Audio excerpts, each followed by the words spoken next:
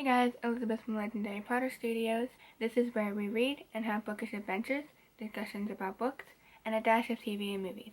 Come along on some bookish adventures, and I hope you have fun here. Now let's get back to the video. Hey guys, I'm back with another top 10 video, and this time we're going to be doing some top 10 in different book genres. So we're gonna start off with my top 10 favorite classics. I actually found this to be very difficult because I haven't read as many books as you might think. When you look at how many books that I have, like, in my story graph that I've read, it looks like a lot, and I've definitely read way more books than that. But as far as favorites go, like, not all of those are favorites, so I haven't read as many books in the different genres I actually like. So I've come up with 3 different genres. I've come up with classics, fantasy, and history/historical, loosely. But for this video, we're going to do classics, and then I'll do the other 2 in 2 separate videos for those as well. So we're going to start off with the classics because that's what I originally intended. That's my first thought in this, and this was actually slightly difficult. I got exactly 10. I think it's exactly 10. I hope I got that right. Yeah, I have exactly 10, so I don't have any honorable mentions or anything because I apparently haven't read that many classics, and the ones that I have read don't all fit into my favorites category. So this was hard not because I couldn't think of what books to put on here because I have so many I love, but because I couldn't think of what to put on here because there's so many I haven't read. So we'll start at the bottom and go all the way up. A couple of these are questionable, but they're here, so deal with it. Some of these are ones that I've listened to on audiobook only, and that's fine because they're still really good in audio form. So let's just get into this. This might be questionable, but I know for a fact that like the top 5 are awesome, or 6. With number 10, we have An Old-Fashioned Girl by Louisa May Alcott. This is actually a really cool antique edition that I found at a thrift store, antique store somewhere. It's actually really cool. But this book, I actually got like the normal modern copy for my birthday from my grandmother years and years and years ago because she likes to give me Louisa May Alcott books sometimes. And I remember reading this book and I was like immediately, like it was a favorite book of mine. I was like obsessed with it. For some reason I was obsessed with it. And it's slightly questionable. I definitely need to reread it, but it's slightly questionable because I remember a little bit, but I don't remember it that much. And so I'm like, should I put this on here? But I'm like, yes, I still look at that book and think, oh, I love that book, even though I don't remember everything that happened in it because I've only read it like once or twice and it's been a long time since I've read it. But I would still consider it a favorite because when I did read it, I absolutely was in love with it, and it was like my favorite thing. I was like, oh my gosh, this is so good. So I definitely am due for a reread of this because I'm interested to see what I would think of it now. I think I would still love it because it's Louisa May Alcott. So coming in at number 9, we have Little House on the Prairie. I want to just mention also that this is not a finished series. I haven't finished reading it, is what I mean to say. I actually read, I think, about 4 or 5 of these books when I was really little. I read about 4 or 5 of them, and then I read the first 2 I think, again when I was like 14 or something. I don't remember, but I remember these books. From what I remember of these books, they're amazing, and I do want to read the whole series at some point. I have the whole series and I want to read the whole series, and I really like Laura Ingalls Wilder, so I don't know, I just like Little House on the Prairie. However, I hate the TV series. I actually watched an episode recently and I was just to like see what it was, kind of remember, because I used to be obsessed with it when I was a little kid. I'm just like, it would be so much better if Paul was in it, and then I might like kind of enjoy it. But no. Anyways, but I love these books. Obviously, like I said, I haven't read the whole series, but I love the books that I have read. So that's number 9. Next, we're moving on to some Jane Austen. We have Sense and Sensibility. I want to mention that I listened to the audio drama for this, so I didn't exactly read the physical copy, but it's still the same thing. And I was listening to the audio drama, and the whole time I was like, I know it's gonna happen, because of the mini-series that I watched, done by, I guess, BBC. It's really good, and the whole time I was listening to this audio drama, I was like, this is so good, like, oh my gosh, and I was just picturing the mini-series, like, I really enjoyed it, because I enjoy the mini-series, so that is a really good one, and I do want to read it physically someday as well, just so that I can say I read it physically as well, because I like reading things physically. But I did read this, and I really love it. So if you're into Jane Austen or plan to get into Jane Austen, this is a really good one. For number 7, I suppose, we have Little Women. This one, it's been a hot minute since I've read this one. I need to reread this one again sometime. But this is just a great classic. Everyone knows what this is, right? I really enjoy this book. I definitely did not enjoy the 2019 movie. I'm sorry.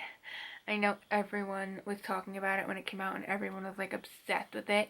And I saw it in theaters. Me and my sister and some of my cousins went to see it, and I was unimpressed. I was like, this just doesn't have the same tone as the book, and I know this is like everyone else's favorite actor, but I hate Timothée Chalamet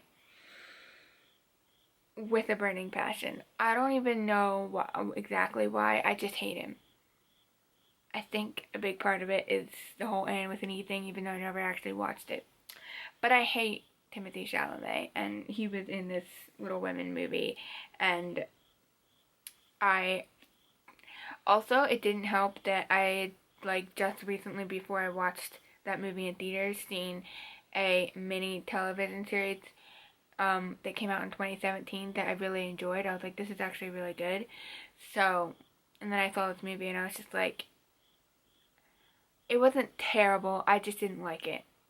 It wasn't the worst movie, it wasn't horrible, I just didn't like the movie. I was just like, it doesn't have the right vibe as Little Women. It was too, all over the place.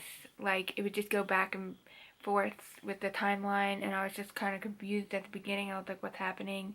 And then it went back in time, and I was like, wait, what? And then it went back, and I was like, wait, what is happening right now? And it was just kind of all over the place and chaotic. And I feel like the book isn't like that, and I was just like, also, why do we need another iteration of Little Women? Don't we have 50 different movies of Little Women out already?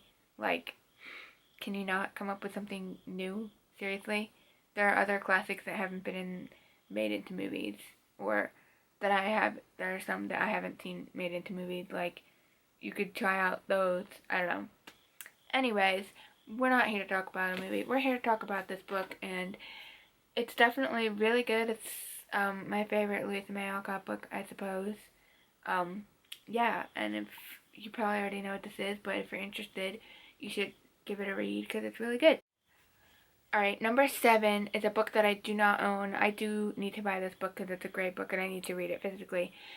This one is one that I have listened to so many times on audio. It's such a good audiobook as well. I can't even tell you, probably more than 7 times at this point. I end up basically listening to it every year because it's just a really good audiobook. But it's Cheaper by the Dozen by Frank B. Gilbreth Jr. and Ernestine Gilbreth. I believe those are the right Gilbreths that wrote it.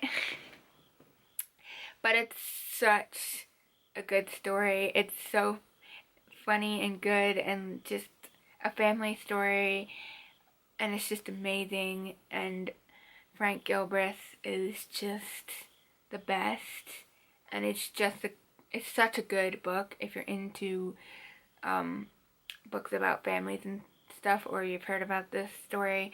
You should definitely read it. It's so good. Don't go by film, because I've seen two different versions.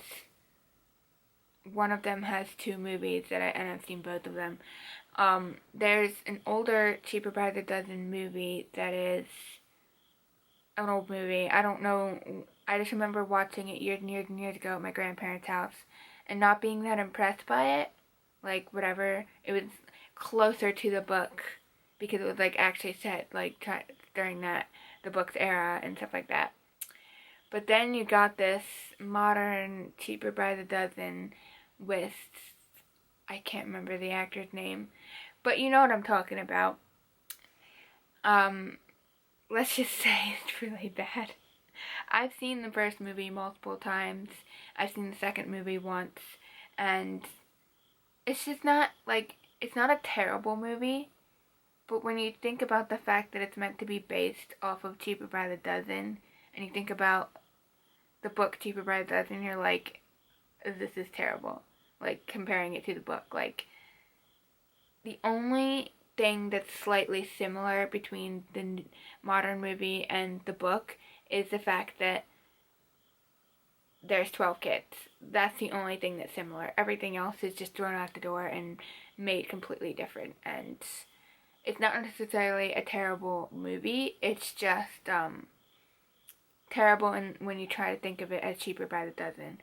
And since they call it Cheaper by the Dozen, it's kind of hard not to think of it as Cheaper by the Dozen. Because Cheaper by the Dozen the book is set in like the 19 teens or something like that. Roughly that era, I think. Or maybe earlier. I'm not really sure exactly. But it's a really good story about, this guy and his wife and their 12 children. And it's amazing. And even, it's just really good. I don't know. If you haven't read it and you haven't heard of it, check it out. The next one, number 6, 5, 6, I think it's 6. 5. I don't even know at this point. But the next one is The Great Divorce by C.S. Lewis. I was looking on my Storygraph beta, and I was going through, I filtered through the books I've read and went through the classics, and this was considered a classic. All of Lewis's books are considered classics. I just also want to mention that I didn't add in books like Narnia, Peter Pan, and other fantasy stories like Lord of the Rings, because I have a fantasy section that I want to put those in, and I don't think they're not, they're classic fantasy, but they're not classics, they don't fit in with the rest of these books, I guess you could say, in a way. I don't know how to explain what I mean, but they're not like Dickens or Jane Austen, which is kind of what I'm going for here, except for a few oddities. But The Great Divorce is by C.S. Lewis, and it is a Christian-based book about heaven and hell. Basically, it's just amazing, and I actually listened to it this year for the first time, and I really, really enjoyed it. And I definitely need to get it and read it physically as well, because it was really good. I enjoyed it way more than I thought it was. I mean, it's C.S. Lewis, so I knew I might enjoy it because it's C.S. Lewis, but I didn't know I was going to like it as much as I did, because I didn't really have a concept of what it was really about. And then I listened to it, and I was like, this is really good. So I highly recommend that book. It is a really good one, and it's super short, so you don't have to worry about it being long or anything either. Number 4, we have Pride and Prejudice. Ignore this part because we're talking about Pride and Prejudice, not the other two. But this book is such a classic. I mean, everyone knows what Pride and Prejudice is, right? I love this story, and the reason I got into this in the first place was because of the 1995 version of Pride and Prejudice. Not the crap that everyone else is obsessed with. The 2005 version with Keira Knightley. No, not that movie. But the 1995 version, I've watched that my whole life. I've always loved that movie. I always thought it was amazing. And then I read the book and was pleasantly surprised when it was like word for word to the movie, and I was like, this is like the exact same thing as the movie, except for the one scene where Mr. Darcy goes in a lake, which was actually an okay scene for the movie.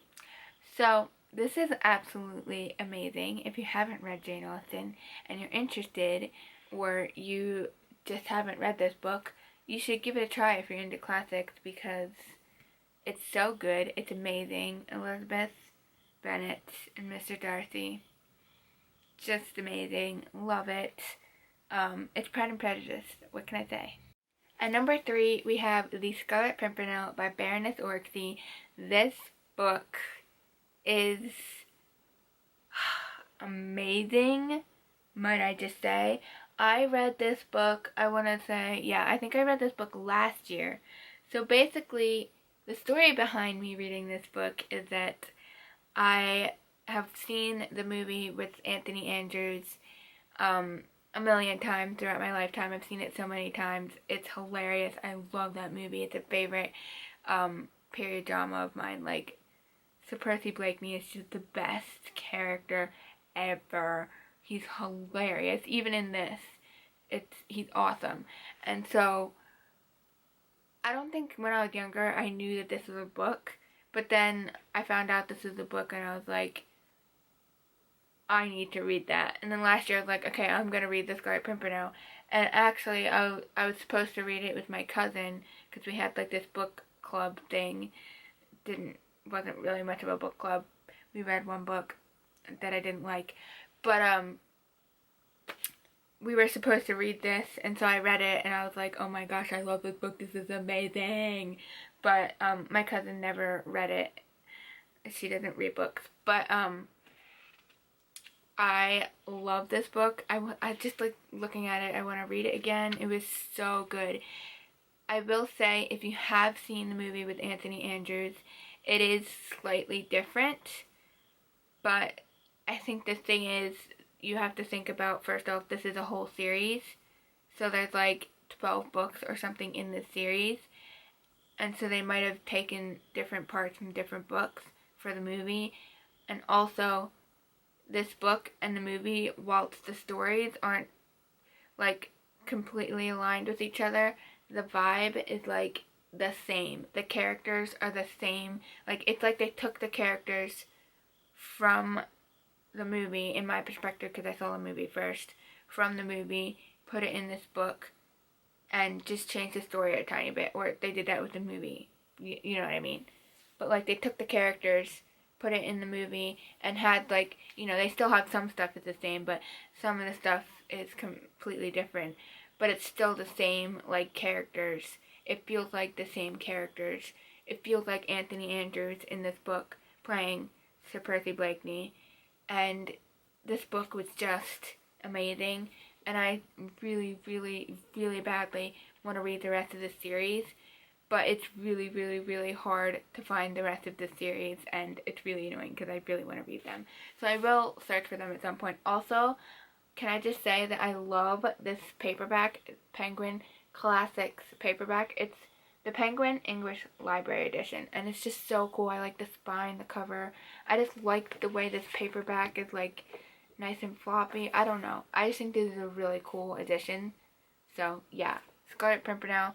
If you haven't read it, you should definitely read it because it's amazing. Now we're on to number 2, and I know you're probably wondering, if you know me enough, that you know there's a few books that I talk about a lot that I'm really obsessed with, and you're wondering how they all fit up there. But number 2 actually has a tie. I'm sorry, but this is a tie for me. I'm just like, if I have to choose one, I know which one I choose, but I prefer they tie because they're just both amazing, and I want them to tie. And this is my list, so I can make it how I want. And for that, of course, we have to have some Dickens on here, and we have Nicholas Nickleby and Little Dorrit by Charles Dickens. What can I say? I did a book review for these, so if you want to know more about my thoughts on these, I will link that down below. But these are some of my favorite classics of all time. I absolutely love these. The reason I got into Dickens was because of Little Dorrit. I watched the BBC miniseries, my favorite period drama film of all time, and loved it so much, and I was like, okay, Dickens is literally the best ever. And then I also read Nicholas Nickleby years ago and thought, okay, Dickens is the best ever. And then, well, the reason I read this was because there is a movie that I watched that I really liked. So again, Dickens is amazing. And I finally finished this year, so I just absolutely love Dickens, and these two are my favorite, and they tie for number 2. Okay, so if you haven't guessed my number 1 favorite classic yet, then you must not know me that well, or must not have watched my channel very much, because I own like 9 copies of this book, so of course it's my favorite classic.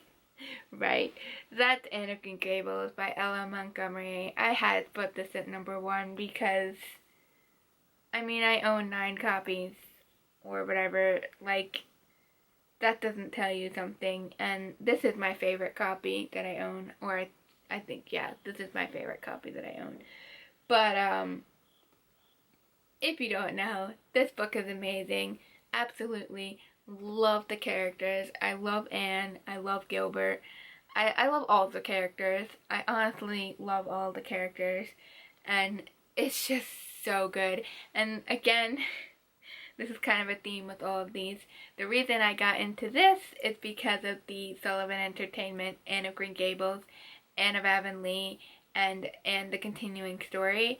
All of those 3 movies are absolutely amazing. I love them. They're some of my favorite period drama films, and here you go, Anne of Green Gables. Now I will say, I have not read the rest of this series, but I plan to read the next book soon, and I hope to one day finish the series, of course, because it's amazing. That is it for this video. If you want to, you can subscribe, like the video, and I will see you in the next video. I hope you have your own fun reading adventures. Bye.